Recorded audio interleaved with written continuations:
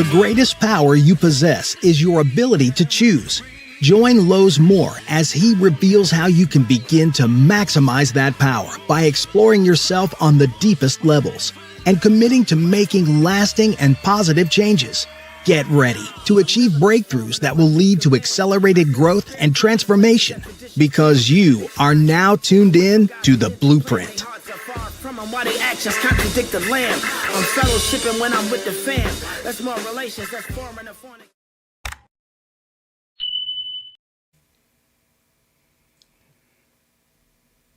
Good morning and welcome back to the Blueprint Podcast. I'm your host, Lowe's Moore. And again, I am excited to be back with you guys.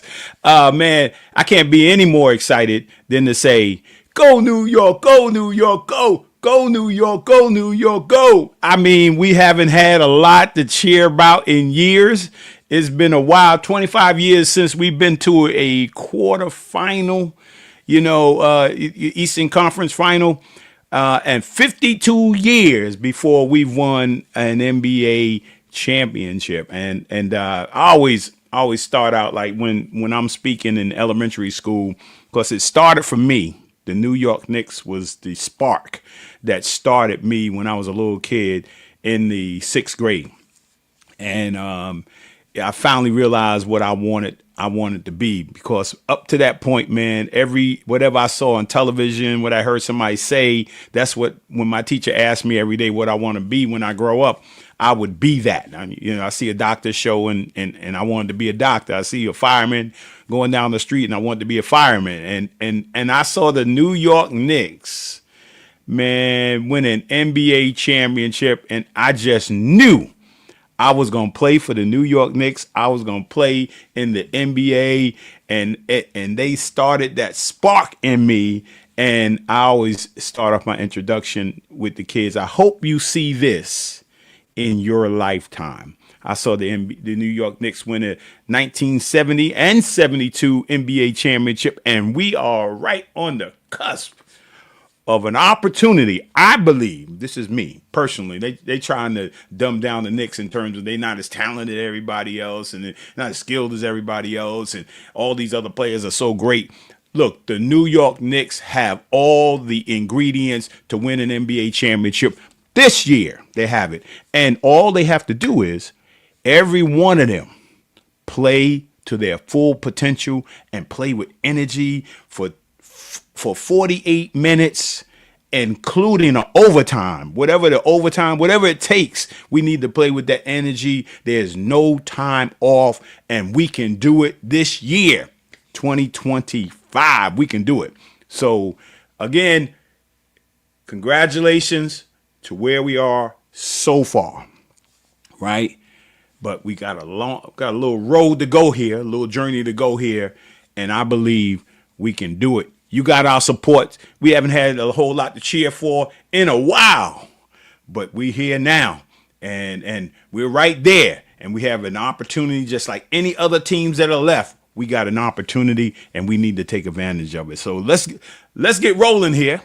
Let's get rolling. I'm excited. I could talk about the Knicks, all day. We were actually down at our goddaughter's master's graduation at 5 Penn Plaza, and we were up in the penthouse area, and we could see down where the fans was outside screaming. We could hear them screaming outside on the balcony. We could hear them screaming outside every basket that the Knicks made. She had the game on, in the food area, and man, it was the best of both worlds to hear the Garden rumbling. Right, last night you could hear it rumbling outside, just woo. I mean, it was just great opportunity. I want to say to her, congratulations on getting your master's with honors, and that's Danielle Owens. Yeah, so awesome, man. So let's get rolling. I got my book of the week.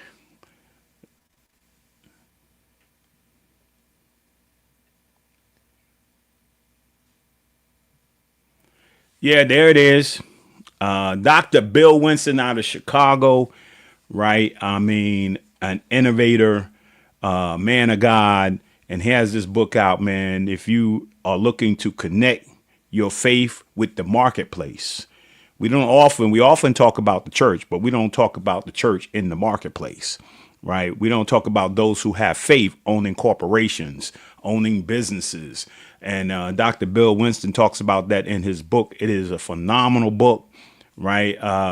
I've purchased CDs on week-long events that he's had on the marketplace, Faith in the Marketplace, for years, right? Where he's talking about that people of faith-based programs, people of faith that are in the space of ownership, corporations, businesses, publishing, property. Yeah, we can get in it too. We are supposed to be in that sphere of influence, right? We're supposed to impact every sphere of influence in terms of not just being in the church, not just being in, we should be impacting the school systems, our government, right? Our business, finance, media, sports, arts, and entertainment. We should be impacting that. And that is a great book. I read it several times, and we need faith today, right? In this political system that we are now in. So check that book out. And then words that you're going to hear often during this podcast is my words of the week, right? Is forward thinkers, right? I think you're gonna have to think outside the box, right? In this time, you like to think in the box, and you think that everything in the box is gonna be well for you, right? And you're gonna be successful in this time outside the box, man. Get out the box, man, and get rolling, man, because there's ideas, there's witty inventions, man. Man, whatever it says, like commercial said, whatever you can think, you can do, right? So, be a forward thinker, and we're going to talk a lot more about that. And then here's the affirmation I pull from my guest, my Pierce Harper affirmation moment. It says here, when obstacles arise, you change your direction to reach your goal. You do not change your decision to get there. Zig Ziglar, right? Yeah, you know where you're going. There's going to be obstacles in the way, right? There's going to be detours, but bottom line is, what you want, and you got to go get it, right? It is not always a straight line to where you're going. So don't change the goal, modify how you get there, but don't change the goal. And then here's my music and movie of the week, right? I pulled some old school in terms of the music. I pulled James Brown and I pulled Ray Charles. Now, the reason why I pulled them, because in my estimation, they were forward thinkers, right? Back in their days, man, they handled their own business. They owned their own masters. I mean, things that back in the day that were never heard of. These men changed the direction of how you do business as black folks, rather than just settling to be whatever person gives you in the system, right? And so James Brown and Ray Charles, man, they were tremendous business people, and they knew how to handle business. So that's my music. And then if you ever had a chance to see this, it's not on a major stream or something like that, or check out Think and Grow Rich. Grow Rich, the legacy. Check out the movie, right? It's so, we watch all kind of crazy movies and we support those things, but sometimes, man, movies, they don't benefit you, right? And if you're a forward thinker, right, you gotta listen to stuff, and you gotta find people that motivate you to think, to move forward, to grow, to be creative, to think outside the box, right? And check out that movie right there. That's a very powerful movie. You might have to purchase it, right? It's gonna be very powerful. And you know what? let me say this real quick, because Think and Grow Rich, the book, has been out for a long time. Actually, I believe, hey, I had a great life. I did some wonderful things. I've had success, but I bought that book in high school, right? And I flipped through the pages. I bought it on First Street in between Fifth Avenue and Fourth Avenue, that little magazine store. I was picking up my sports magazine, and I happened to pick up the book by Napoleon Hill, Think and Grow Rich. Man, I believe that if I had read that book when I was in high school, man, I would have been an out-the-box thinker a long time ago, right? And I waited later on in life to read that book. I say, if you young, get that book, look at that movie, and yeah, man, it's awesome. And so here's my person of the week. He was on, you remember Jameer Hamilton, my cousin down in North Carolina. He's at North Carolina Central. He's a senior this year. And last week, if you didn't get a chance to see last week's show, man, can you imagine 21 years old, 22. I was talking to him several months ago. He was on the podcast about what he was doing, going to school, just stuff like that. And he just got into the gaming business, video games. And he had, I think, one game. He had one game, and I think he had like 3 people working for him.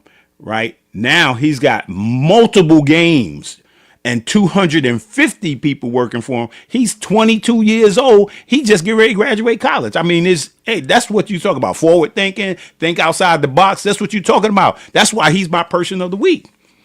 Right. And so, again, man, though that's my person of the week, man, 22 years old. I can't believe it.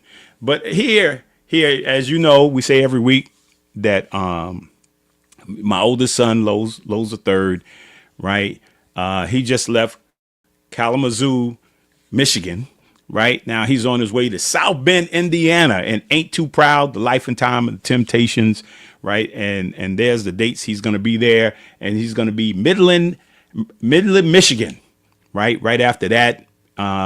If you're in those areas, make sure you check him out. And he's going to be in Erie, Pennsylvania. Right. I told a couple of people because it's close to West Virginia. Right. And it's close to Pittsburgh. And I got a bunch of friends in Pittsburgh, man. So I told them, man, make sure you go out there. He's been meeting my wife and my friends and relatives all over the country. People have been seeing him. I was in North Carolina at one of the shows, and somebody from Mount Vernon, man, they looked up and they said, man, I wonder if that's Lowe's Moore's son. Right. And after, man, there she was. I mean, I hadn't seen her in years. Mount Vernon is everywhere. Right. And Mount Vernon is doing great things. I mean, don't let anybody fool you, man. We got people everywhere, young people everywhere doing great things. Right. And you know what? Let me say this, too. All over this country, in terms of young African Americans, seasoned African Americans, we are doing great things, right? And we're in the marketplace, we're in the ministry, we're in education, we are everywhere, and we're being a blessing. So, let's get rolling. I'm going to show you this video, and then I'm going to introduce my guest for this morning.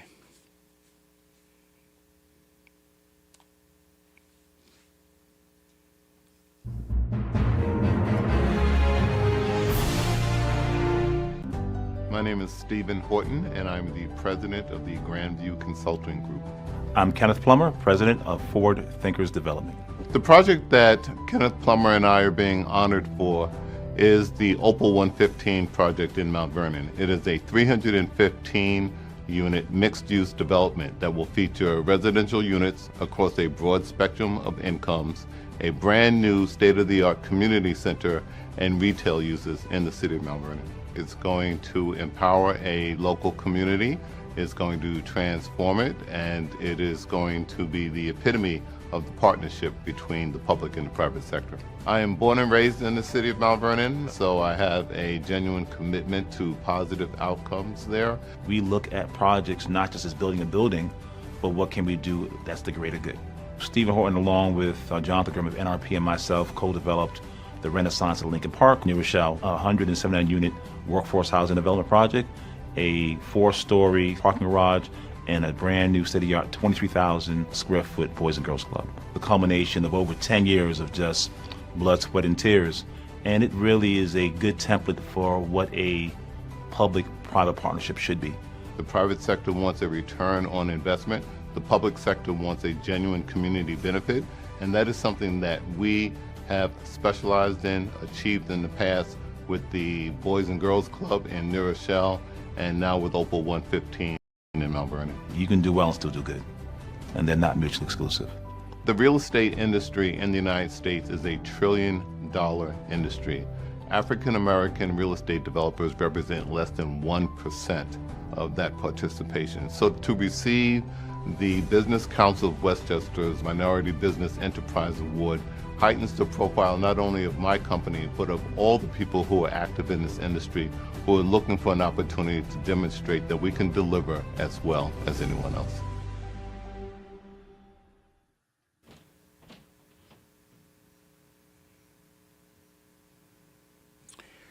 Good morning, Kenny, and welcome to the Blueprint Podcast. Good morning, Lowe's. Mr. Plummer. Always Kenny to you, right? Yeah. Congratulations, man, on the Business Council Award, Westchester's Award, man. I read about it a little while ago. I was like, wow, man, that, moving up. You know the song "Moving On Up." You remember when? Oh yeah. I remember when, man, and That's great. yeah, because we go like back. way back. I mean, I don't know if you were just getting out of college. Yeah. No, I never attended college, but I'd worked at a university, and I was working at Yeah, I think you were where you were at FAM. 1 a.m. University in Yeah, and athletics, assistant director. that's what I remember.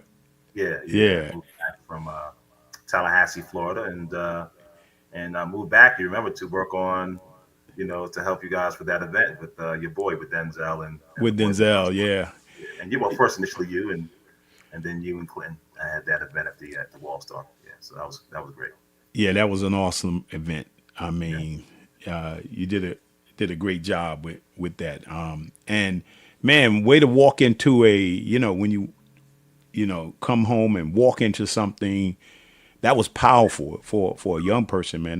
That was a very powerful situation, man. Yeah. To just walk in, you were like, how old were you then? I was in my 30s. I was 2004, right? Yeah. I was in my 30s. Yeah. I was right on your coattails. I was right on your coattails. So you guys laid the foundation, and I just had to make a bunch of phone calls and I had a little bit of gift of gab, and so I was able to just corral a lot of the relationships that you guys had. Bush Lewis and so on and so forth. And so it was a good experience. It was a good experience. Yeah, it was for all of us. It was a good learning experience. I mean, and especially when you're dealing with high level, particularly celebrities, and there's an assumption, right, that sometimes celebrities, and including myself back in the day as a professional athlete, that we're gullible. That we are not knowledgeable about how we manage our business and how we do business, right? And we assume, that we don't know anything about the world other than playing on the court, right? And and so we learn a lot. I learned a lot about some of my, because there was things that I was doing, but I learned a lot about some of my teammates and other players in the league, that they weren't just playing basketball. There was a lot of people. There was a very high percentage of people just playing basketball, and they didn't know what to do with the resources that they had, right? Or the opportunity that, the networking, what you said, you had to get together, was networking, we don't think about. We just play basketball, and we don't think about that people around us while we're playing basketball, and particularly in college, that they're going to be professionals in some sphere of influence. That's correct. That's correct. Right. That's correct. And so when we end our careers, they'll still be in their careers, whether it's in real estate or insurance or whatever business it is. And then if you don't act like you the stuff, right, and it's about you, no, you learn this about everybody else too, because they love you. They want to be you. Ultimately, everybody wants to be a professional athlete, wants to be an entertainer. They want to be, but the things they end up going in, right? The things they end up going in, I don't know what just happened to my camera there, but it just went off. There you go. Oh, it's showing you. Yeah, my whole thing just went crazy here. Yeah, but if you want, what I can do in the meantime, Theo, Yeah, give you a big up. It's so funny. This is, full circle. I know we'll talk about the new Rochelle Club, but one of the first things we talked about was building a new club in Mount Vernon, which was the goal of the event. And this one to big up you and also Clinton Young as well. It's funny. You talk about the influence of sports. We had this. I guess we could explain what happened. So Lowe's and the board then of the Boys and Girls Club of Mount Vernon was able to team up with the Boys and Girls Club, the National Boys and Girls Club, which has a very powerful board, like the CEO of Coach, the CEO of the right, and they have their very high-end fundraisers, and they decided to team up. You guys had that all done before I even got involved to do a fundraiser at the Waldorf where the proceeds were split 50-50. And they were honoring Denzel, right? You guys hired me to serve as a liaison between, I guess, the club and his office, if you will. And, because Denzel years earlier had given a large amount of money to Nelson Mandela, they had reached out, the National Club reached out to Nelson Mandela to be to give him the award, right? You remember that? Yeah, I remember that. Yeah. And they got to know. Rose and Clinton connecting to the guy named Butch Thomas, Butch Lewis. Butch Lewis. We went down. The boxing promoter. Yeah. Boxing promoter. We got in his office after a few meetings, convinced him. We're in his office. This is a true story. So let me see if I could get President Mandela. In front of us, he calls him at his house. Yeah. Answer, right? And part of that, I explained to, and it was mostly white women who were leading the national effort, and we were all primarily African American. When I mentioned that Denzel connected me with his crew, they kind of laughed at me. And I realized his crew was like Jordan, the people like that. And then once I got the letter, I got the email, I got the yes, and it was crazy, And then obviously once everyone, including Donald Trump, right? Donald Trump. I mean, who's who? Yeah, check this out. It was your contacts that made that happen, which started in sports, right? Right, that was the event. Ludacris is from Mount Vernon, Muhammad Ali. We had a nice little party afterwards. It was crazy, but it was your relationships through sports.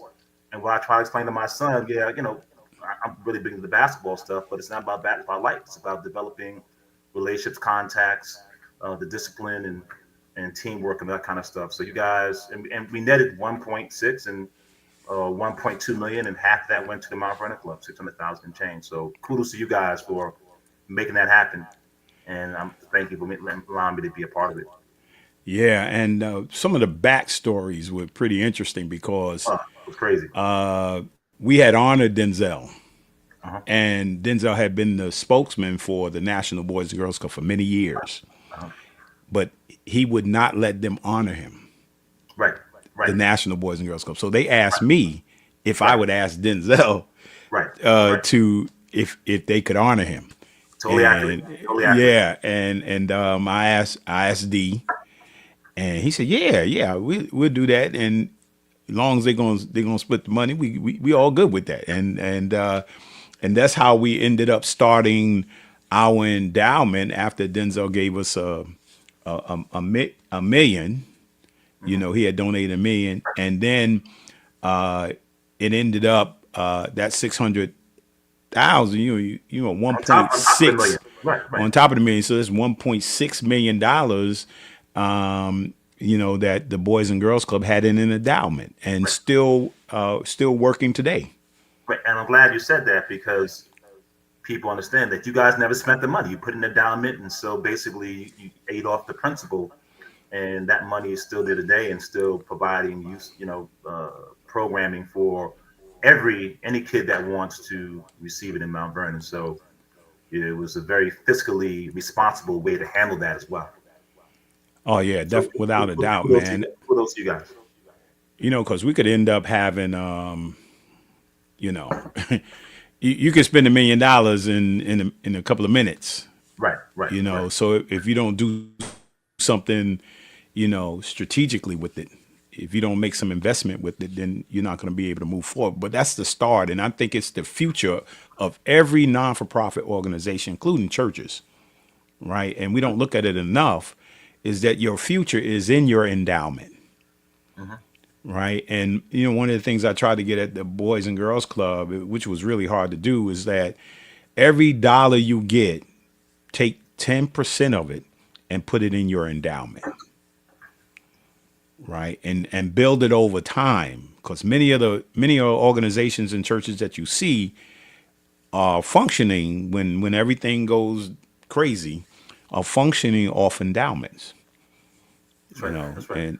And so, but we got the young, we got Kenny Plummer here. You got the young Kenny over there, man. We got That's crazy. Black Kidney, right? We got the business Kenny, right? He's doing work, right? That's And crazy. yeah. Good, So you rated my Facebook page or something. oh man, yeah, you got to do it, man.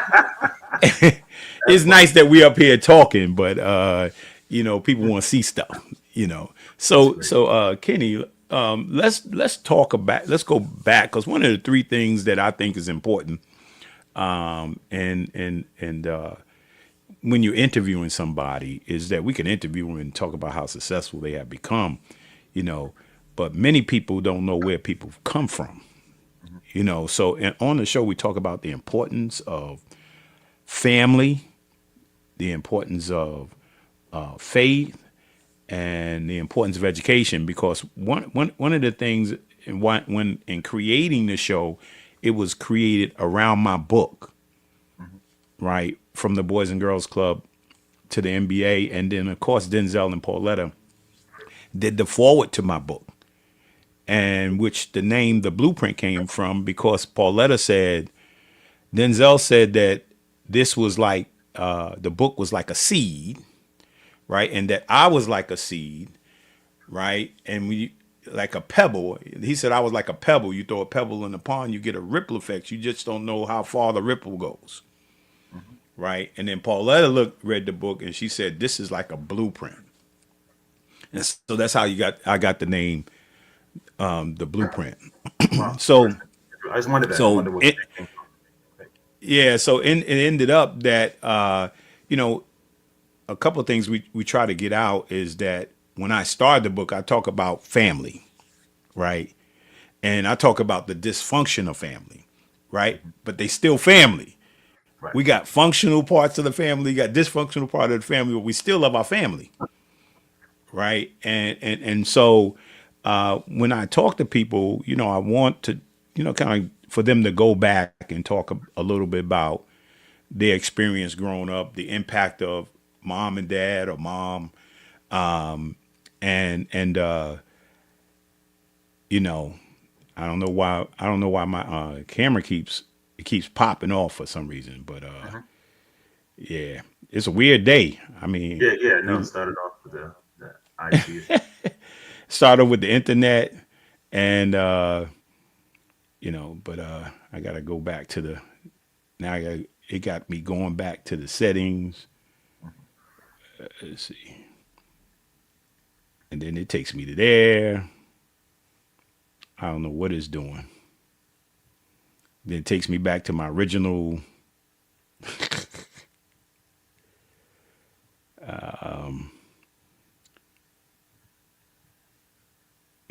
Well, anyway, you can answer the question. I'll figure this out. But talk about growing up. Talk about mom or dad, or family, siblings. I mean, talk about that. Your So, experience growing up. I guess today, we'll probably talk about some things that I've never really talked with anyone or very few folks. Grew up in, born in '69, grew up in the Bronx, in my early years. Mother and father both from Jamaica. Um, and, we, small household, my brother, myself, and my mom's dad early on, but they separated at a very young age. And then at one point, my mother, who was a very, understandably so. That painting. That's when I got that painted when I've been to Africa one time. I'm gone in 2019. A guy, I'll tell you a story about that painting. I don't know, but that's my mom. It looks just like her. She passed away in 2016. But anyway, 2018. We very strict. Understandably so. Was grew up in the northern section of the Bronx. As we started to change, a lot of Caribbean folks started moving to that particular area.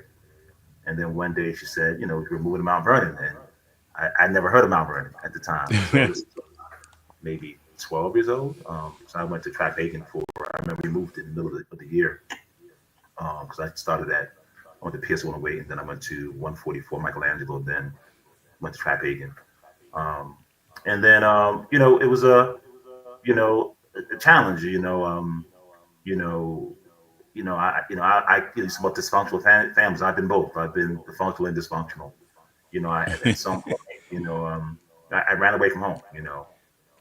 True story. And unlike kids who say, you know, they run away from home, I ran away from home. Wow. I ran away. And it's a true story. But we talked about it this past holiday with my family. It's laughs now, but I was in New York City, like Times Square, and that's a true story. It's not an exaggeration. I know people make things up, but I had stolen some money from my father, and I stayed, and it was like I stayed in the Empire hotel for like a week at 12. True story. You can talk to my father about it. Wow. They got in trouble, and then after I ran out of money, I walked to. I was walking to Atlantic City. I literally remember today. I walked across the George Washington Bridge, lower level, and you walk on the bridge. It was like a grate. It wasn't solid. So when cars were driving by, it would shake. So it took me forever to get across. And then, long story short, some troopers stopped me like about 5 miles down the Jersey Turnpike. It's like 3 o'clock in the morning, 3 a.m. And they said, "What's going on?" And I said, "Oh, my car broke down back in the road." At 12. Right? I watched too many movies, I guess. Long story short, they took me in. My mother came and got me. Eventually, my mother did a PINS petition, person needs supervision. I guess long story short, foster homes, all that kind of stuff, and eventually I was very fortunate. Ended up in a group home in White Plains, run by Family Services Westchester. I mean, one of the best group homes. I mean, I think the best. I mean, you hear all the horrific stories about foster homes. Again, I was being covered. I was never molested. I was never attacked. You get your fights like everyone else. That's part of growing up. That happened back in Mount Vernon. I mean, in the Bronx. So, but I ended up going to Eastview, then White Plains High School a couple years, and I moved back with my mom's. And went to Mount Vernon High School. Moved back to Mount Vernon, and but with that being said, again, my mother, let me be crystal clear. Mother instilled a lot of great things. And I remember, when I was a little kid, I had my brother and I had a subscription to Black Enterprises through our Uncle Leo, right? Mm-hmm. So I was reading Black Enterprises. Not maybe in depth, but I had, that experience. and mother, piano lessons, homework, she really drilled. So even though I went astray, I still had this foundation. And my father also, at a young age, he was, immigrant from Jamaica, but he had started buying property back in like the 70s, so he had that foresight, as his did his father before him. So I had that kind of in me, if you will. And then you know, then started, doing my own things, didn't go to college, but started just doing working and but I always had that entrepreneurial spirit, So we can talk about how I got here at the point. That's the foundation. And then, I used to do different jobs and eventually had to start my own company. I used to do parties. I used to, I used to do, my boy Sean Creighton, or Dean Magnet and I, we did the biggest hip hop parties in Westchester.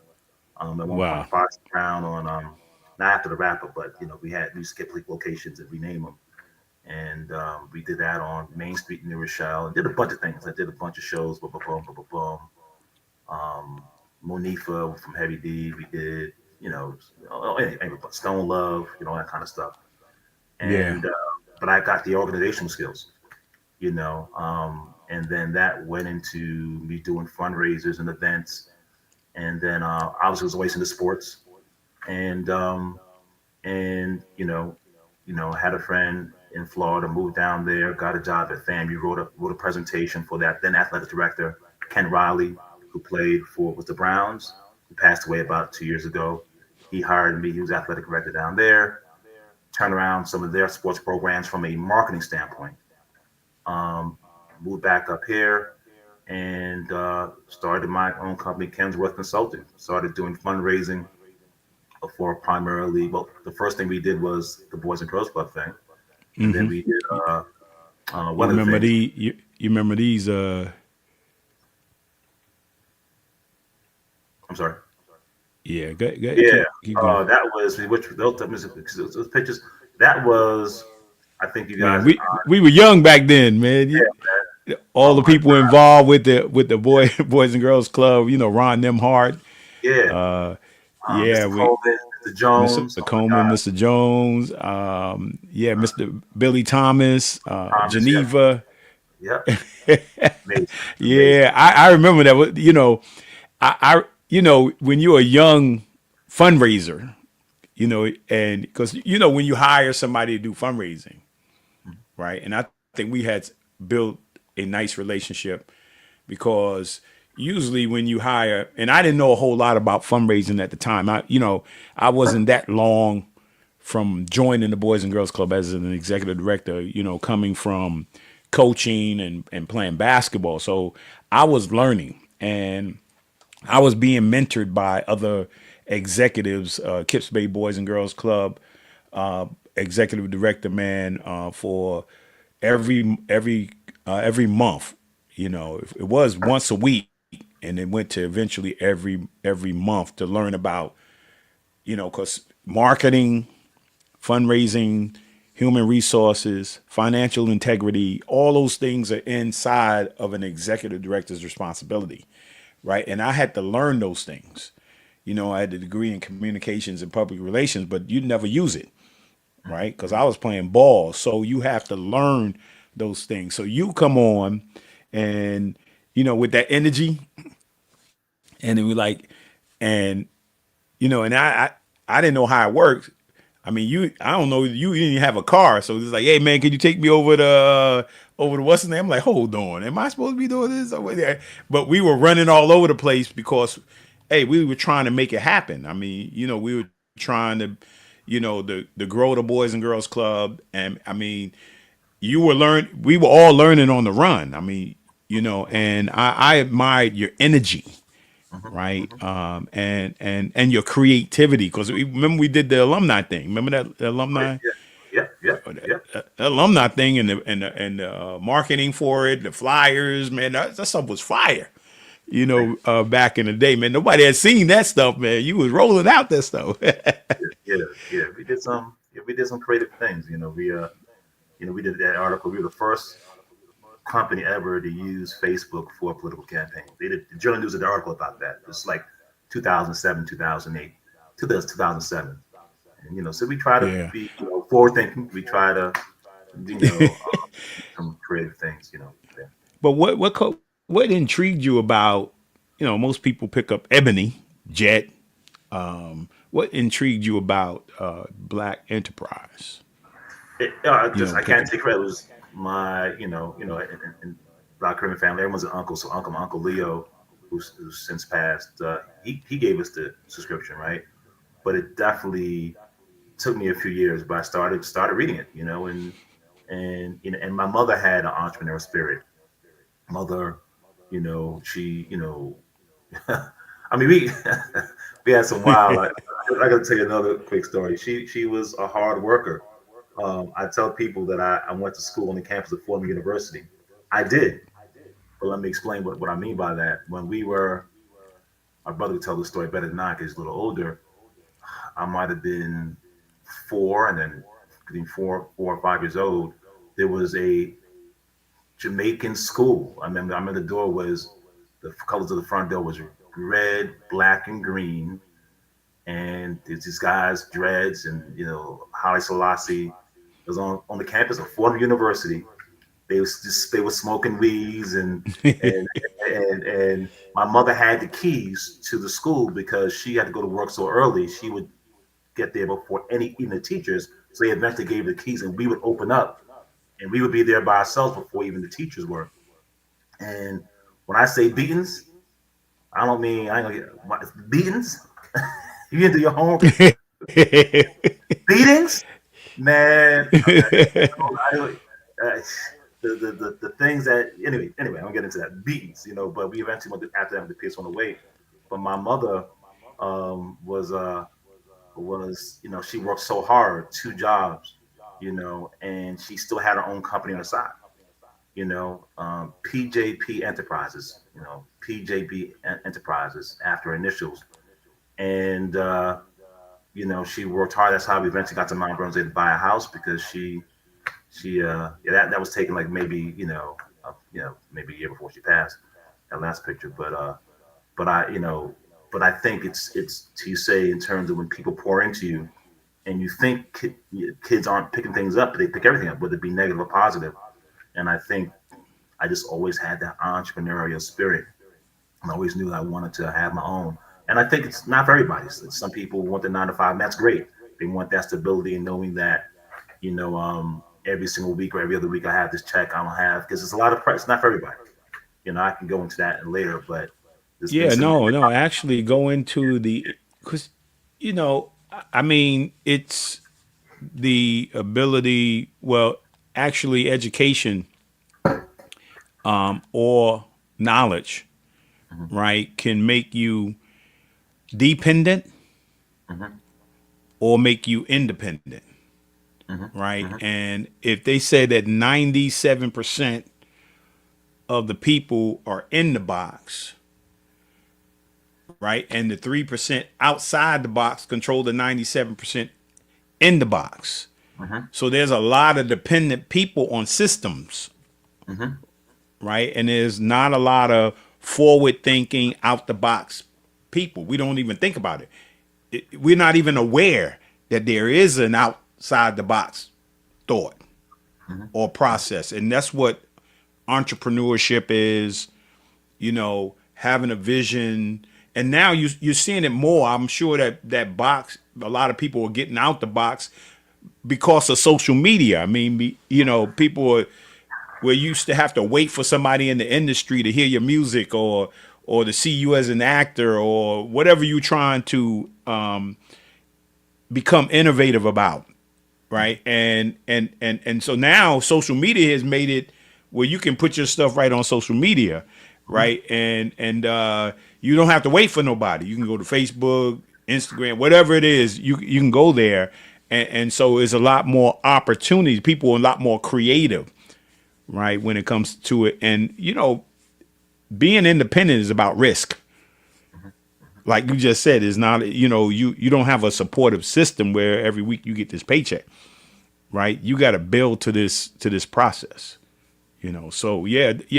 So talk about because it's everything. No matter whether you're going to get an education and become a barber or get certified, or you going to college and you getting your credentials, your degrees and stuff, and then coming out and trying to find a job. That's not necessarily all that easy, right? And then become independent. So that's easy. So talk about the rough spots of being an entrepreneur and getting started.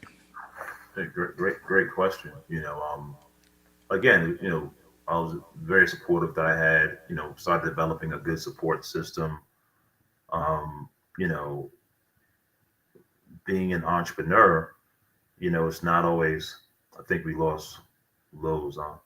Wait for him to come back on, but I guess I can continue speaking until he comes back.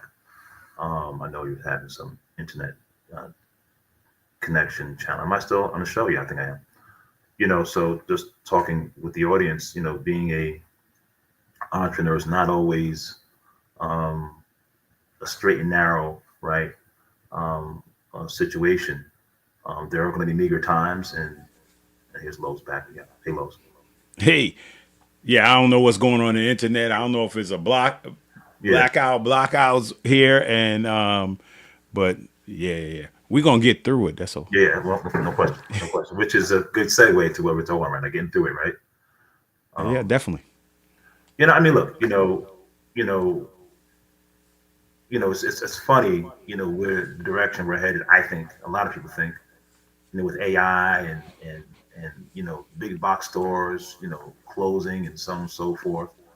Entrepreneurship is where the direction a lot of city planners, who I speak with a lot of city planners, and I was speaking to a guy, Louise Aragon, when he was the planner in New Rochelle, and we were talking about what his vision was for the city of New Rochelle.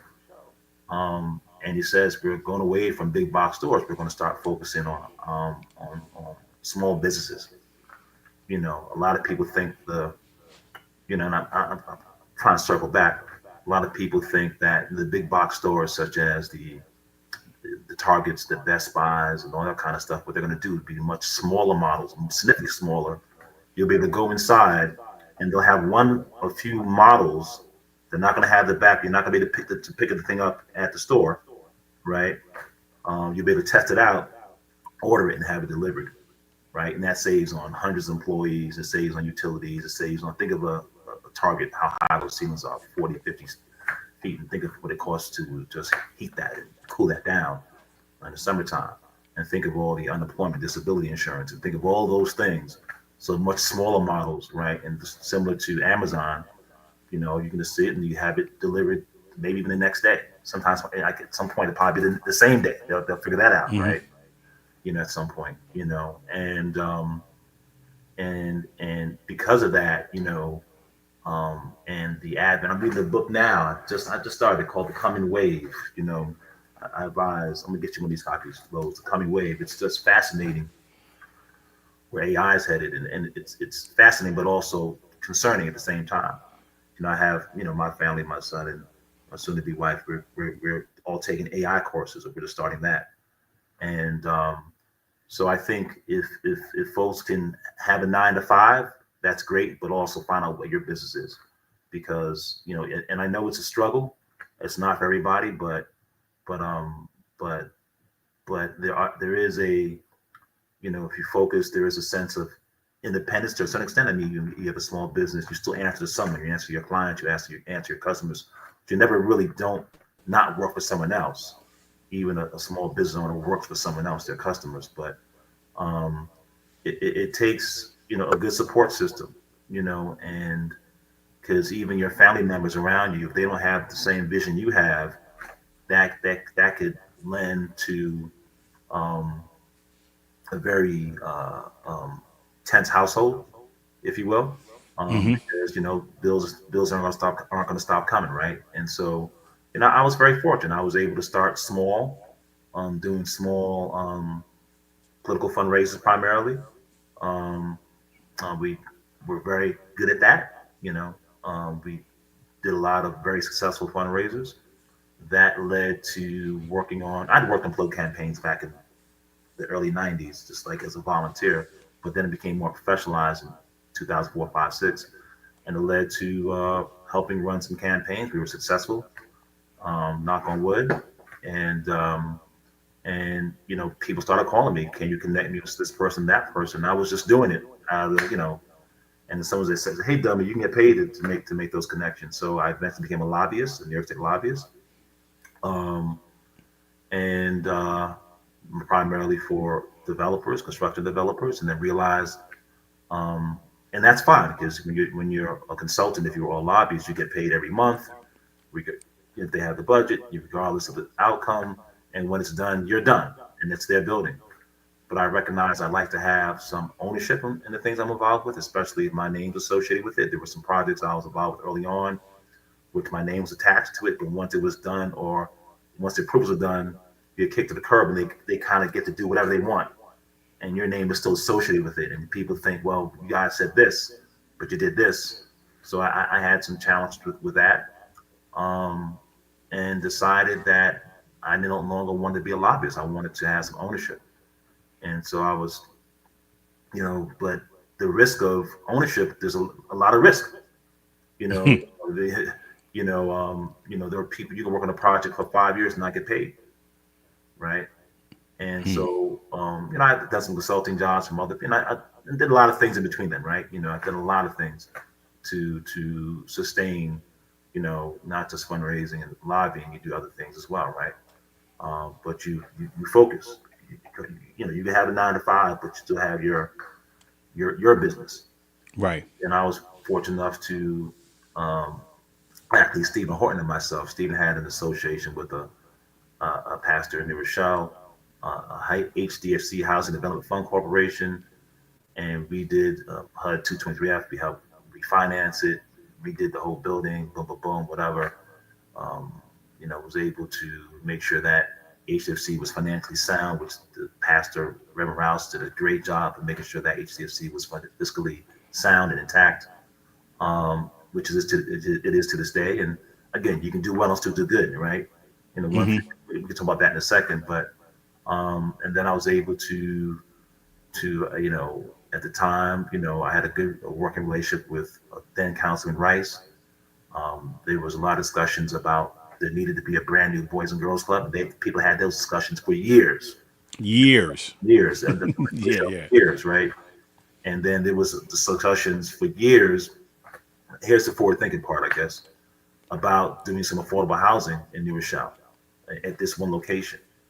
I came to site, and it was my idea to say, you know what? Why don't we join these two sites? They're very close. They pretty much abut each other. Let's join these two sites.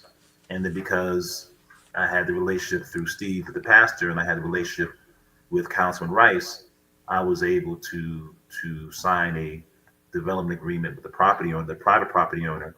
And then we met, with the city. And it took a while. It took them about a year to finally say yes, because if someone approaches you, I'm going to build you a brand new Boys and Girls Club, not going to cost you a dime, you think they're full of it, which right. Strome, who's the city, New Rochelle is a city manager, form of government. They have a mayor, but it's not a strong mayor system. And so he eventually said yes. And he told me years later, when you first told me in my office, I thought you were full of it. And he said, I thought you were full of it, but we got done. And so I was able to, I'm not the money guy, but I was able to get it to a point where it was a viable project. Then I brought an NRP out of Ohio and signed my rights over to them, and they became the lead developer. So that's, but there's risk there. I mean, I didn't get paid all the time. I put my own money in, pre-development costs, it's a lot of risk, on a project that may not happen, which is why right. a lot of Black folks, minorities specifically, aren't in this business, because you look at the Mount Vernon project, before we got our approval, we spent about $4 million. I don't have $4 million. And if I did, I wouldn't spend it on pre-development costs. Right. So, but you got to bring people. But the reason they did that, there was a certain level of comfort because the zoning was already done. And so they, in Westchester, a lot of developers had issues because they would spend $2-3 million of their own money and then find out municipality didn't want to move forward, and they lose Right. it. People think these developers have bottomless pits of money. They don't. Some of these developers are mom and pop. Some of these people have their houses mortgaged, and some don't. I mean, some are billion-dollar companies, but they have credit committees, financial committees that people have to answer to. People get hired and fired, and so it's But as a small business owner, you have to have that drive and that focus, that single focus, to keep moving forward, keep those blinders on, because there are going to be moments. I can tell you with complete certitude that the New Rochelle deal fell apart numerous times, and a lot of times I was a driving force to keeping it focused. A lot of folks wanted to walk away, boom, boom, boom, a lot of challenges. No, we can get this thing done, and we had a great team. It was a team of the Boys and Girls Club did a great job. And now they have a great ED, Becky, who's doing a fabulous situation. Latanya Jones initially was the first person that we spoke with, but again, so it's just about focus and recognizing that there's no easy cookbook to this situation, and that, but yeah, so they have it. So, yeah, because a lot of times what people don't, sometimes people just need a job. Right. And then sometimes they're people who love what they do. And, there's a lot, like you said, a lot of risk involved, but I love what I'm doing. I mean, as a basketball player, right, there was a lot of risk, right? It was not 100% sure I'm going to get to the NBA, right? So you betting everything, like all the running, jumping, all the craziness that goes on with it. But like people say, and today, most people say, you know what? I ain't doing it. That's too much work. I hear kids, if you were to train my way, if I was training my way, there'll be no kids playing today. Right. Because they don't believe it take all that.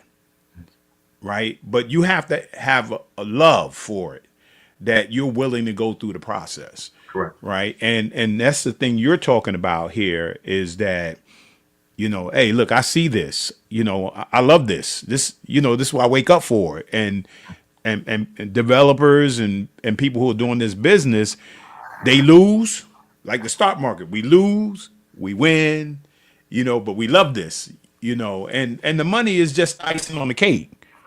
Right. At the end of the day, the bottom line is, think about who's going to be impacted. Right. When I finish this, think about how different the community is going to be when I finish this. Right. So it's the side of it. Yeah, I'm going to get paid. Right. But the other end, when you go over to, I've been over there for the summer league, Lincoln Park, over there at the summer league and stuff like that. I park over there in the area. I see the Boys and Girls Club. I'm like, wow, I remember what the Boys and Girls Club, what guys used to play there. Right. And then I look at Lincoln Park and I see what, Mr. Rice or Jared was doing with the park, forward thinking. Right. And then I see the facilities going up all around. And my wife has a number of cousins who lived in the tall projects where Stephen Horton was at, and they tore all those things down, and everybody's like, what? And then they built what they have there now, and you see the progress, you see the growth. So yeah, it is risk, but the question is, is there a love for what you do?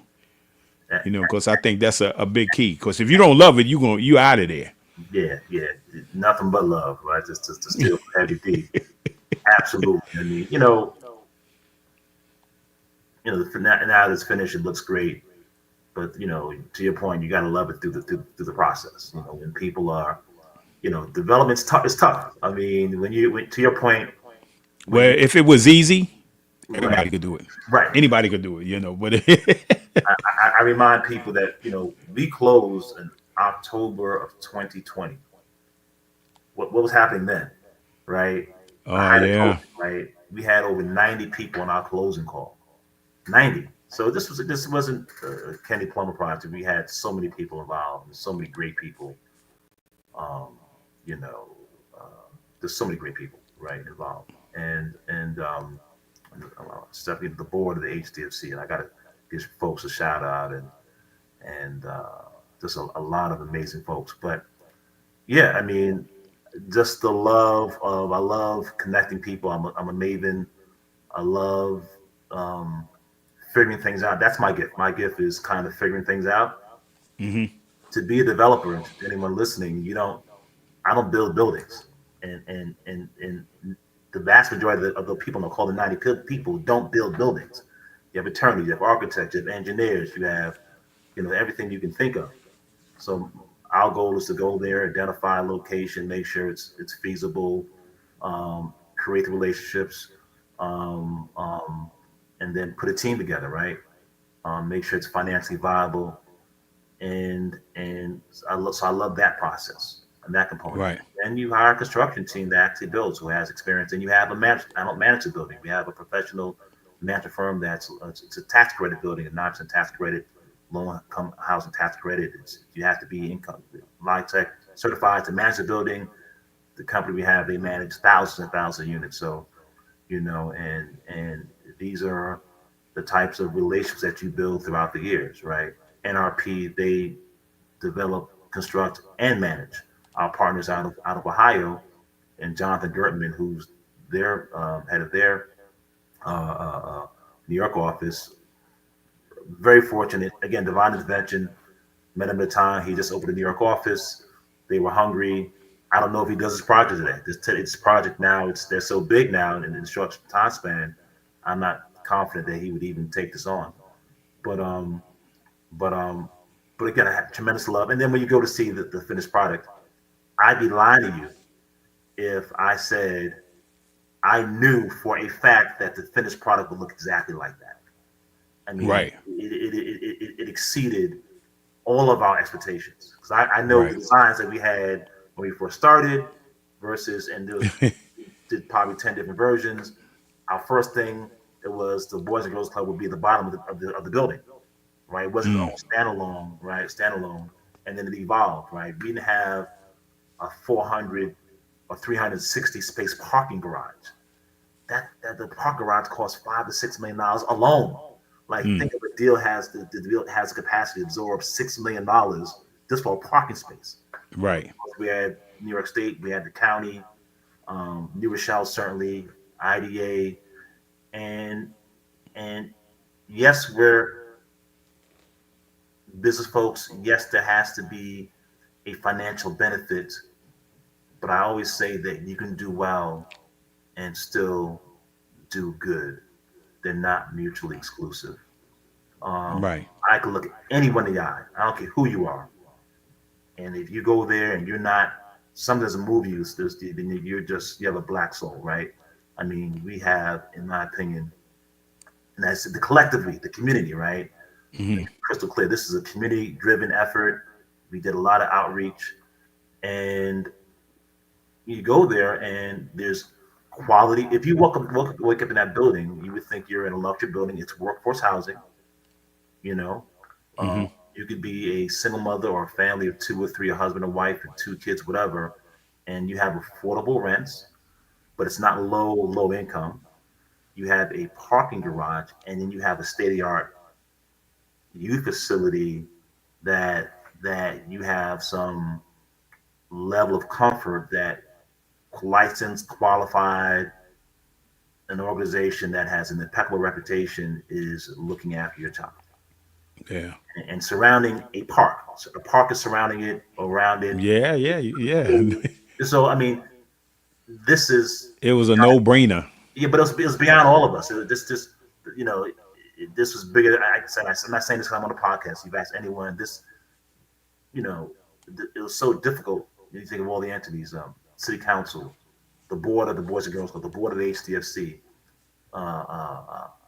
park commissioner. He had a big role in it because we abutted the park. And just the community. There's a lot of folks involved in this to make this happen. And we all came together. Jonathan always talked about the ability just to say yes. And a lot of folks don't want to say yes. You have a NIMBY crowd, not in my backyard. Everybody wants progress. right? Everybody wants to go to heaven, but nobody wants to die. And Yeah, right, yeah. you're right. And I think, that's probably not the best analogy, but everybody wants this and that and that and this, but no one wants to make any sacrifices. No one wants to have a compromise. So I think, Yeah. I think ultimately I'm very proud.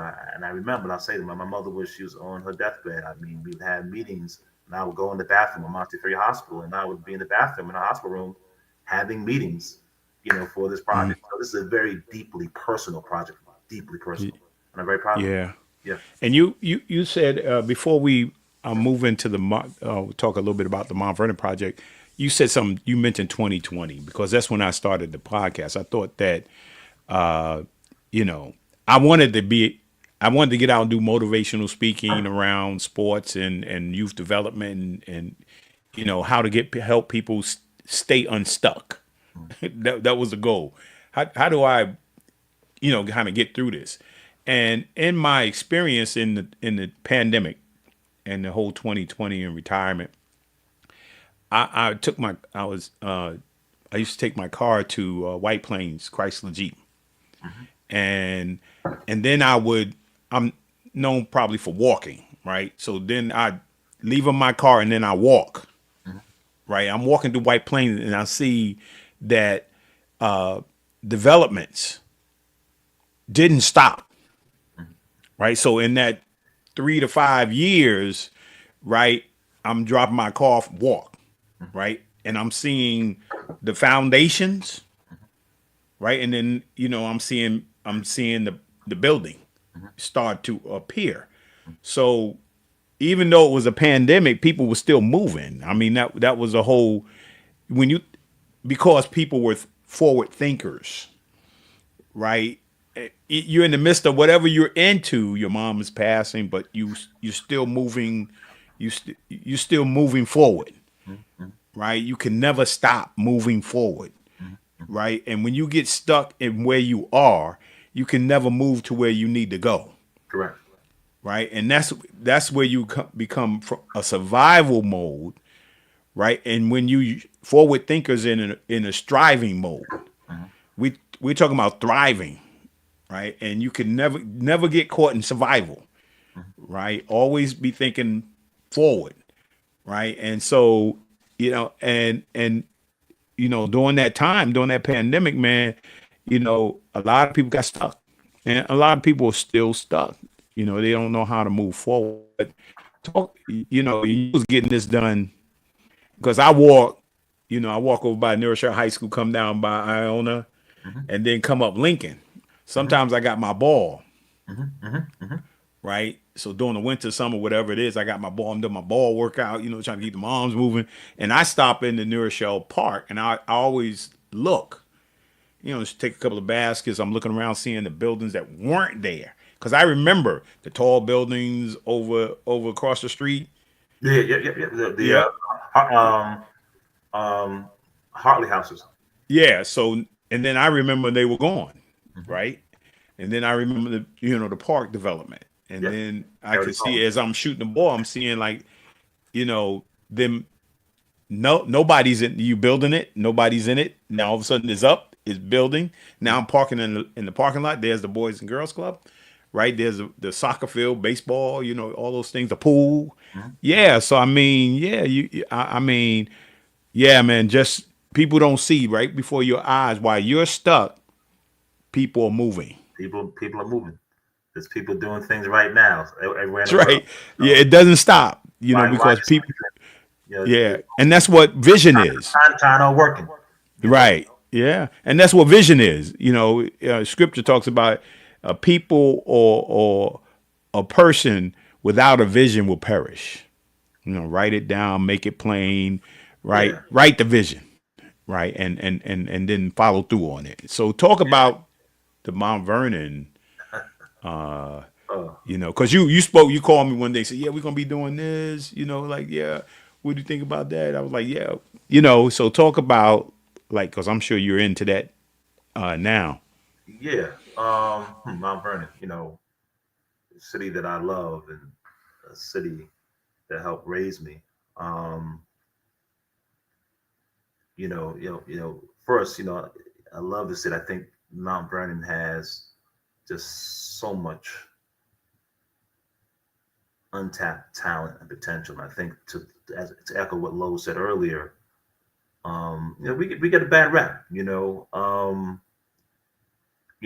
First Mount Vernon, location, location, location, right? I tell people when they ask me about Mount Vernon, and I'm going to talk about Mount Vernon a little bit first, so people understand why we're doing why I do the things that I do. You know, um, you can be in Mount Vernon, and in 20 minutes you can get to New Jersey, Connecticut, or Midtown. Think about that. I mean, the trillions of dollars that run through New York City, not billions, the trillions that run through New York City. And some people say that the best city in the world, and we're just, anything that abuts New York City, you're essentially New York City, right? You're just basically you remove these imaginary lines.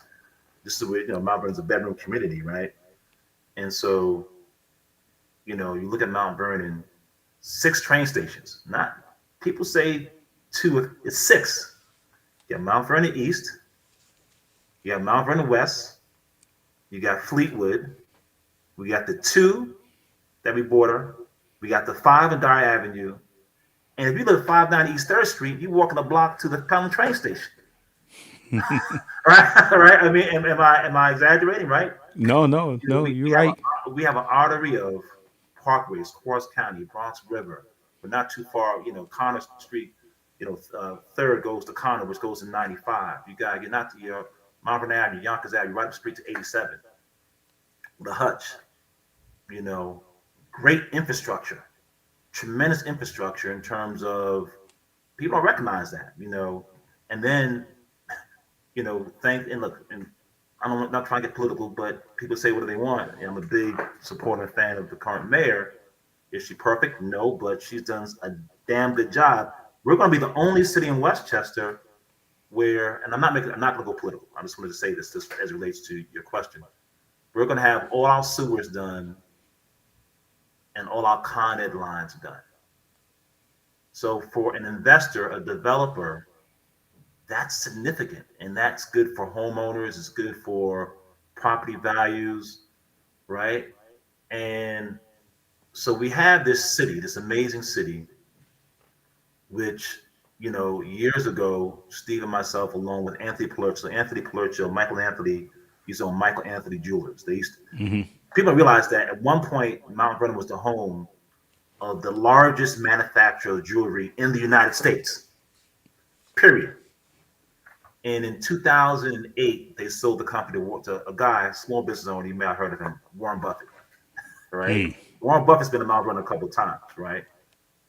And so they sold the company to Warren Buffett, to Berkshire Hathaway. I'm not going to get into it. The then administration dropped the ball in a couple of ways. I'm not going to get into that.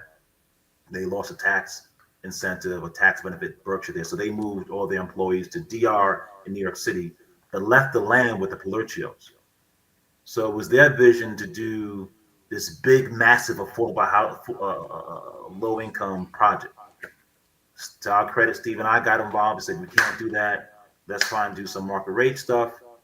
So we helped, and through the city led a process, the City Council to rezone the entire Mount Vernon West area. There were dozens of meetings, community meetings, hundreds of people.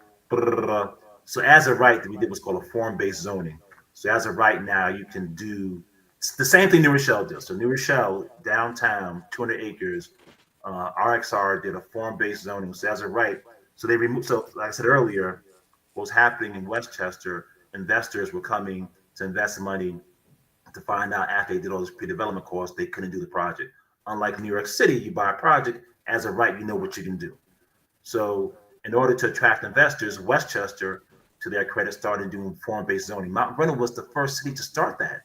But of course, New Rochelle finished it first because Mount Vernon is a major challenge, right, to get anything done, unfortunately, at the time.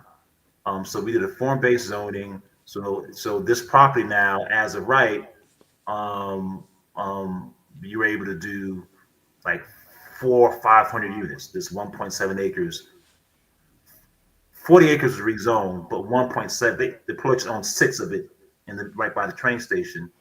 And the site that we're doing now is 1.7 acres. Um, and a lot of people are saying they want to do it, but no one wanted to come to Mount Vernon because reputationally, you couldn't get things done in Mount Vernon. So you go to housing conferences in New York City. It's a small world. Everybody knows each other. Mount Vernon, they'd roll their eyes, right? So at the same time, we were completing our project in Mount Vernon, in New Rochelle, and we were trying to convince our partner to come to Mount Vernon, and it fell on deaf ears. We had a great relationship, but I can tell you what they said, but at the time, they weren't convinced because of some of the challenges. I'm gonna keep talking until Lowe's gets back. And then with the change of administration, they started rethinking that, and we were able to bring them to the city of Mount Vernon, NRP, Grandview, the Grandview Consulting Group, which is Stephen Horton and myself. We partnered, and we're now building 315 units of workforce housing, a brand new state-of-the-art youth facility, which we run by the Youth Bureau, some retail space, 20,000 square feet open and green space.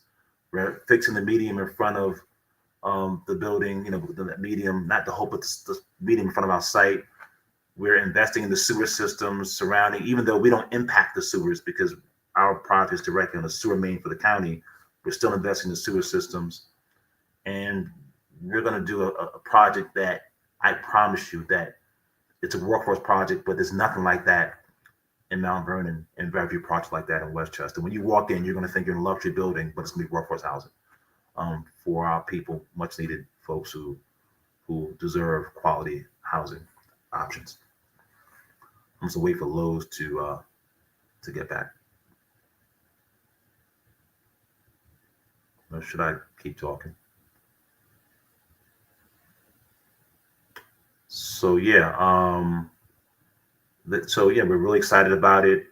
We broke ground last December, and if you walk by the site now, it's under construction, and very excited. We try to, every single project we do is not going to be a grand slam. We're not always going to be able to build a youth facility or open green space, but this particular site, which is we've been working on for 10 years. It might have documents. I still have emails. I was showing someone from 2013. Before that, 2013, 2012 about this site.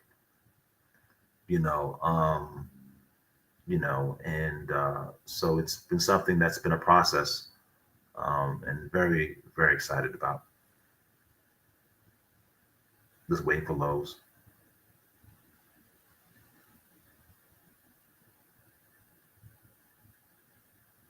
See comments. Is there comments here? Oh, they are. Wow. Go New York. Go. I'm seeing the comments now for the first time. I was in a private chat, but not the comments. Awesome. Does anyone have a question for me? I could.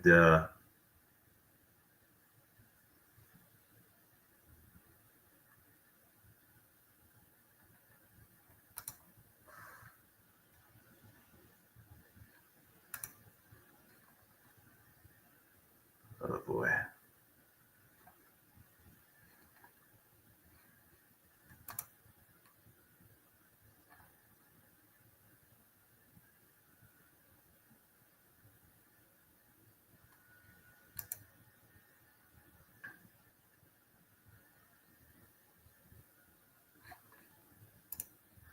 So it's just been an incredible journey. I think the city of Mount Vernon really appreciate them. It's funny. In Mount Vernon, there's been some challenges, and some people have had some things to say about our project, but it's I believe that we've gone through this transparent process, and we've been filleted and grilled to the point of nauseum to get this thing approved. And I just appreciate, all the support that you guys have had. And I can't wait for the Youth Bureau. I can't wait for the headquarters of the new Youth Bureau. That's going to be a very exciting component. Lowe's, you getting back on? I'm going to mute myself for 1 quick second. Please, 1 quick second. Thank you.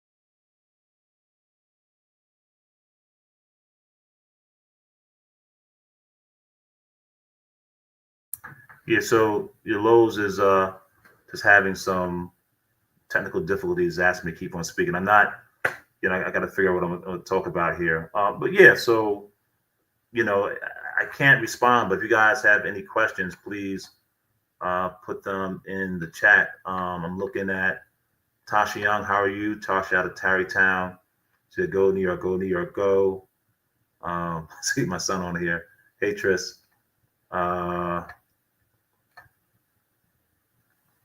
I'm looking at the mayor. Hello, Mayor Sean Patterson Howard. Thank you for all your support for our project in Mount Vernon. And like I said, she grilled us pretty bad, but we try to live up to her expectations. Steve Ficaro, awesome. Thank you so much. Nicole Page, forward-thinking vision for your community is truly commendable. Congratulations. Thank you so much, Ms. Page. Jeanette McNair, good morning, Lowe's. Your mother is watching. Hey, Mother Lowe's. Mother Moore. Hey, Kevin Bunch. How are you, man? And Joyce Kelly. Marguerite is an entrepreneur. I'm eager to learn about Kendrick's journey, given his significant contributions to the Mount Vernon community. Thank you for providing a platform to share his inspiring story. Thank you, Ms. Reed. Thank you so much for your kind words, and look forward to talking more about that. And Vivian Salmon, Wendy Long, Charmaine Gibbs. When things are happening, there is always those who will run their mouths. Continue the good work. Charmaine Gibbs. All right, that's my mother-in-law. But again, we really, so the project will come online in a few years. It's 2005, so say 2008. I know the Youth Bureau, and they'll be run by the Youth Bureau. It won't be run by us. We don't run youth facilities. They're going to have a commercial kitchen, a full gymnasium, other types of rooms, breakout rooms. The gymnasium will be multi-purpose. They're not just about athletics, which I'm a big basketball guy, but they'll have other types of goods and services. The entrepreneurial class. They'll have come of age type of things, counseling, tutoring, and soup to nuts. They have dozens and dozens and dozens of programs. They do great work. I mean, if anyone wants to learn more about the Youth Bureau, you should definitely. The commissioner, Debbie Burrell, does an amazing job, along with Dina Williams. And we're happy to build this facility for Mount Vernon residents, for any Mount Vernon resident, but we are run by the Youth Bureau. And the Youth Bureau will determine the programming and so on and so forth. But I keep telling Debbie, though, I gotta make the first shot on one of those baskets. I try to get the same thing done in New Rochelle, and Aaron Williams, the problem, beat me to it. So that's another thing. So what are we looking to do in the future? I mean, we're currently looking at sites in the White Plains, in New York City, Newburgh, and other places. We've had meetings with, we do a lot of things with churches as well. And there are several churches, specifically Episcopal Church and some Catholic churches and AME Zion churches, that we're in discussions with. And so that's my job. My job is to identify sites, put them together, make sure they're viable options, move it forward, and then I bring my partners in. And that's been my business model's been successful. We try to do things with we do things with integrity, and we try to be as transparent as possible. And I think we've been successful. And also we protect churches. A lot of churches around the country have been, we'll use a word, just pillaged, right? And you can do well and still do good. And I think all the partners that we've had have done very well. So, we've made sure our partner, the Boys and Girls Club, they eventually will buy the Boys and Girls Club from us for $1. That's all, and all the paperwork and so on and so forth. They run it. I have nothing to do with the day-to-day activities of the Boys and Girls Club in New Rochelle, and not to my partners. And so there's a way that you can, hey, yeah, the behind the scenes. My boss got kicked off, so I said, "Let me come in here and help him out." I see you over there rolling all your plans and all your ideas. Yeah, and things that you do. That's pretty awesome. I see that there's questions that have come up.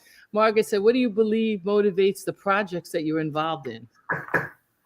Great question. But I think the motivation, I think it's been instilled, and not trying to pat myself or nail it back, but I think that's kind of our business model. We try identify projects that are community driven. Again, you're not always going to be able to check every single box, but it's something that we're very literally, was it Thursday or Friday? Well, I'm not gonna say what city. We were in a city in Westchester, meeting with the city manager, and it eventually we had one idea, went into a community center. But the idea we had was to build their police department and their ambulance location combined with our building, and we still may do that, or a community center. So we try and have solutions that are that there's a significant community benefit.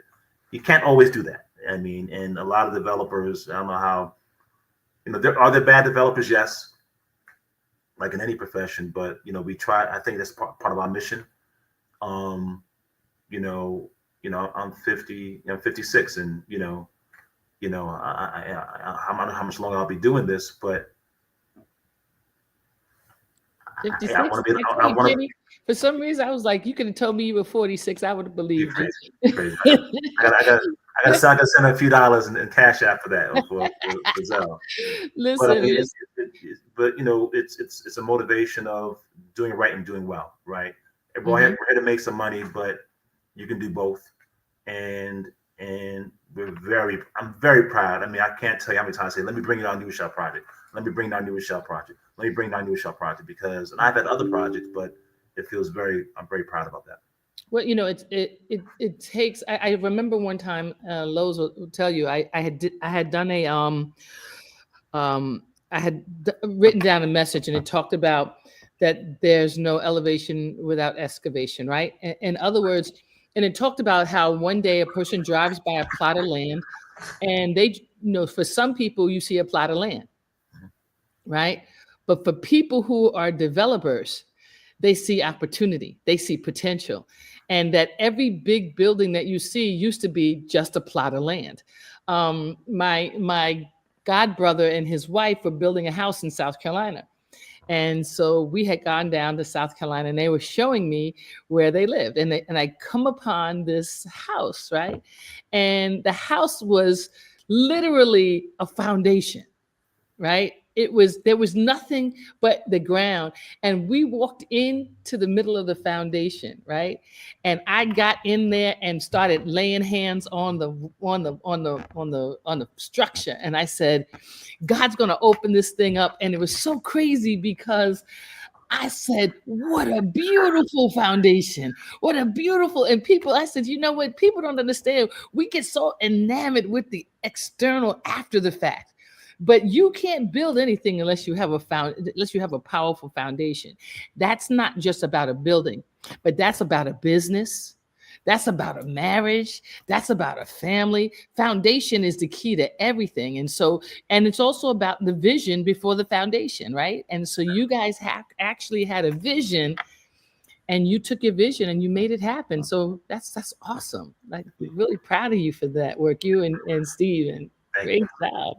Patrice, it's so funny you say that.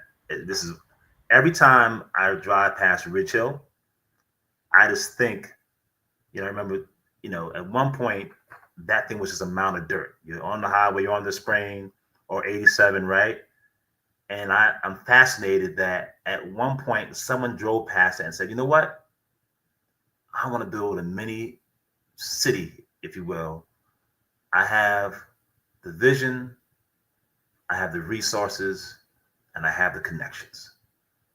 And they made it happen. I mean, that to me is just freaking fascinating. And I don't know if you guys remember when they were trying to get those approvals, that was the people went to jail on that, right? People went to jail, served years. Yeah. It was people were concerned about the environmental impact and the traffic in Greenberg, boom, boom, boom.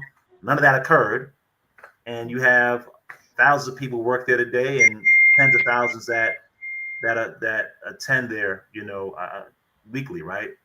And it's had a positive economic impact, But you had the NIMBY crowd, and I'm not saying bad people. I mean, people have concerns, legitimate concerns. Mm-hmm. There are some people in the NIMBY crowd who go to extremes, and that's another conversation for another day. Yeah, well, you're going to have NIMBY anywhere you go when you're doing something new, because sometimes people don't like change, right? Or they'll look at it like, is this going to bring value to where I live, or is it going to depreciate the value from where I live, right? Correct. And so, Correct. I think in the video that you and Steve had, you talked about merging the private and the public,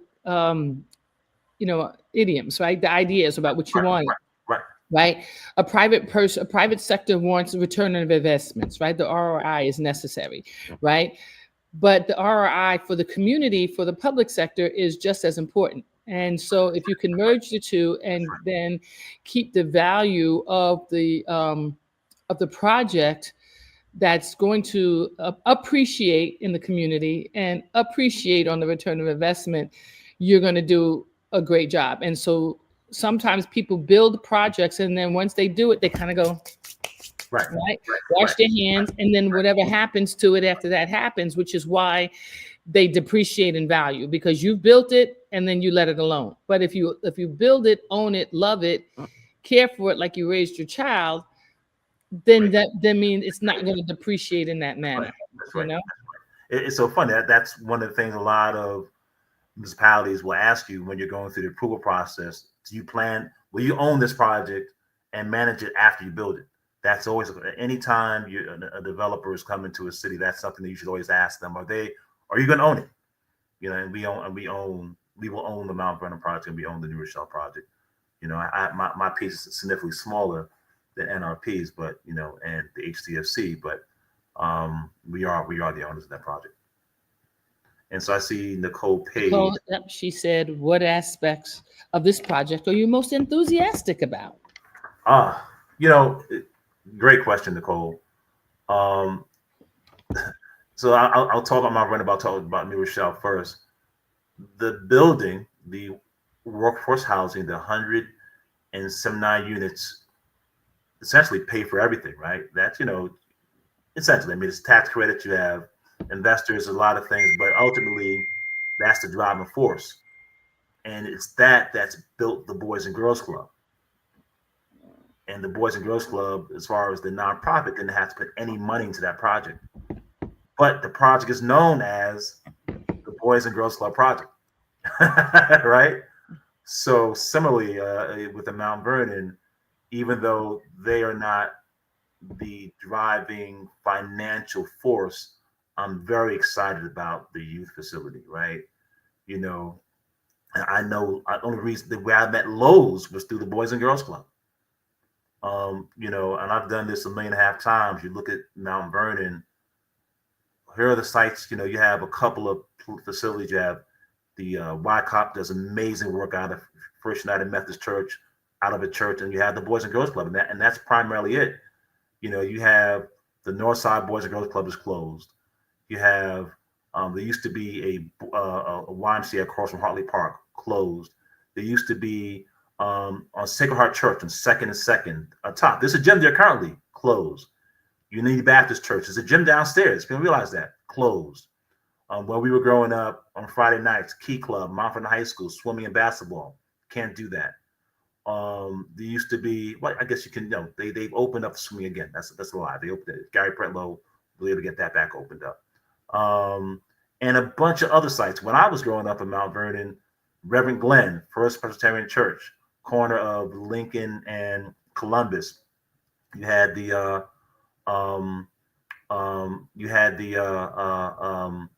basketball and stuff and activities in the parish. That's no longer the case. So, again, just so many opportunities to pour back into. People sometimes say these kids are crazy. I don't know about that. I think some of the adults are crazy, right? And I think we forgot how we got what we got and how we got it, and so we have to pour back into the community that raised us. Absolutely. I've been texting back and forth with Lowe's, and he said he's frustrated because, our internet, for some reason, we're having issues at home with the internet. And I'm actually in a meeting at church, and I jumped on because I'm pretty familiar with you and the great work that you're doing. We need more of this. I know Lowe's is going to want you to come back and kind of share more information going forward in the future. But, thank you for taking the time to better our community, to bring opportunities. I'm looking forward to, your next, the projects, and, we're grateful for what you've done, and you and Steve and who all you've connected with. It's great work. It's great work. So keep doing what you're doing.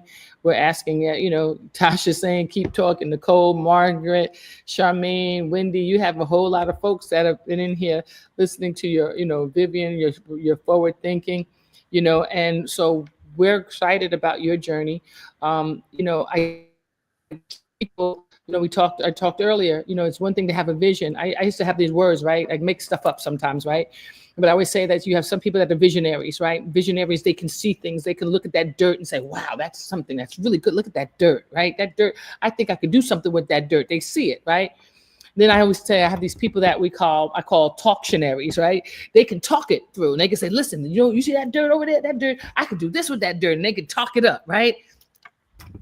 Then you have people that are actionaries, right? They take the vision and the talking and they turn it into a real experience, right? Wow. They bring the vision to fruition. And so when you can bring all those three things together, success is everything. So, as an entrepreneur, Margaret, if you have a vision, that you can, let flow, and then you talk it up about where you need to do, and you need a plan, right? Right? The Bible says, it says, write the vision and make it plain that they who read it can run with it, right? So you got to put a plan together too. And then you got to make sure, like you said, you have the right investors, people that believe in you. And people believe in you, and you got to be good on your word. If you say you're going to do something, do it, right? And those are the things that make people successful. So I'm grateful to see what you're doing. Looking forward to your future projects. And thank you for joining Lowe's and I on the Blueprint. I think that, again, usually I'm right at his side, so troubleshooting all of his issues, and I wasn't at his side, so I think he's not. I guess I hope he doesn't fire me as the executive producer. And that's an analogy right there. With you not being at his side, right? There's some we can speak volumes of that, right? But listen, I just take the baton and fly and go with it. But I'm grateful for the work that you do. Our side, absolutely. Thank you so much, Patricia. And kudos to you and all the great things you're doing, and grandkids and all those kind of things, right? Congratulations. People don't realize. They said, Patrice, what else you do? I said, well, I do technology. I'm the stage manager for plays. I'm CEO. I'm the executive. Listen, you know what? That's what you talk about. Like, always have a backup plan.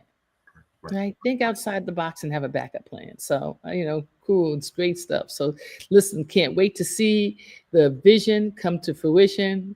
You got our support.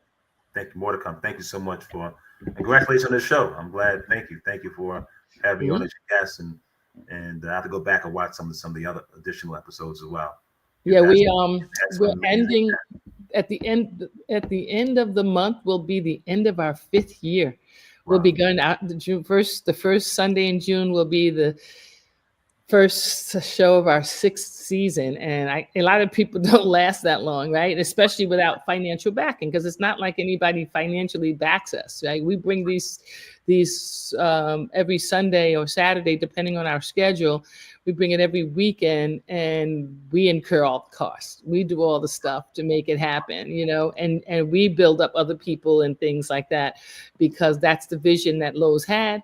And as long as he has that vision and as long as I can help him bring it to fruition, I will. Amazing. Thank you. All right. As well. Thanks. And as Lowe's would often say, if God gives you another day tomorrow, make tomorrow your masterpiece. And so that's what we want to do. Make your masterpiece, build your businesses. And you know what, Kenneth, what's the one thing that gets me is we got to support each other. We have a tendency to support others, but we got to support each other. And that's how, was it a collective opportunity? Is it with Kuji Chakalia and all those, like we've got to come. Economics, absolutely. Yeah. That's something that's a whole nother show.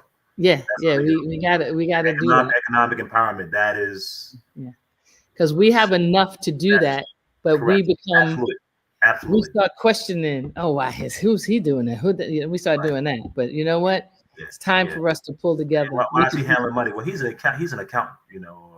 Why is he? Well, that's what he does. So that's a whole. It's so funny. I just say, I know we're closing up, but I'll leave folks with this as it relates to Mount Vernon specifically. Predominantly African American community, but the Black community, but you have a lot of Latinos, multicultural, right? But I look from a standpoint in terms of just Black folks. Name one Black business in Mount Vernon has 10 employees, and if it takes you more than 5 seconds, I mean, there are a couple of restaurants, a few others here and there, but that's an indictment on all of us, right? We have a Black mayor, predominantly Black city council. We have a Black legislator, Black assembly person. That is something that we got to change, right? We have to, no one's going to take you seriously when you need something. You always got to approach someone with your hat in your hand. And I think economic empowerment has to be one of the cornerstones. And I know that's something that the mayor is working very hard on. I'm not talking about the homeboy hookup. We're talking about qualified local residents, right? And not just Black, Latinos, even residents, anyone in Mount Vernon, right? We have to start empowering local Mount Vernon residents, period. And if for me personally, if that's not on your agenda, then I can't support you.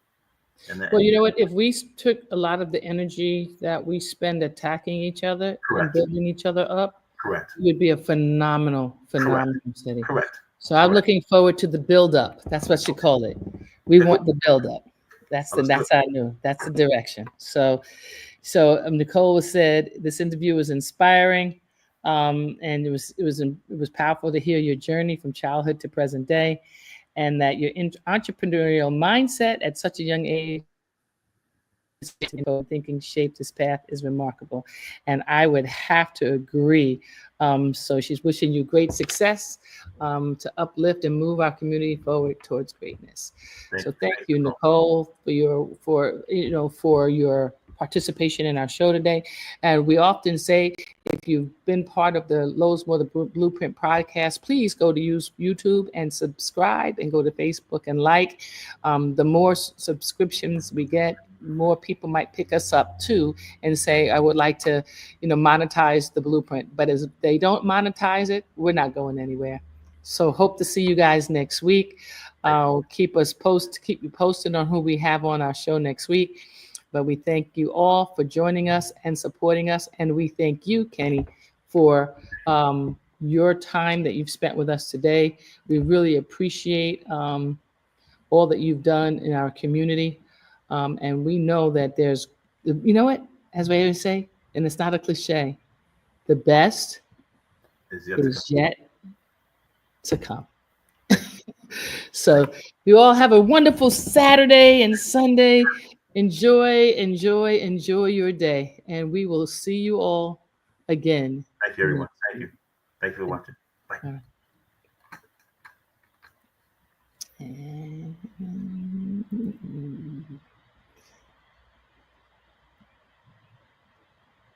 almost there. We really hope you enjoyed this episode of Lowe's More, the Blueprint Podcast. Stay connected and follow us at our website, www.lowesmore.com. That's LOWESMOORE.com. You can also join the discussion on Twitter at Lowe's More and on Facebook at Lowe's More Jr. As always, thank you for pushing your mindset towards a better reality. This concludes the most thought-provoking portion of your day. Don't forget to like and subscribe to this podcast to stay fully up to date with everything we're up to. Until next time, be kind to yourself and each other. What they teaching is a joke. I ain't buying it like I'm broke. Insufficient funds for insignificant.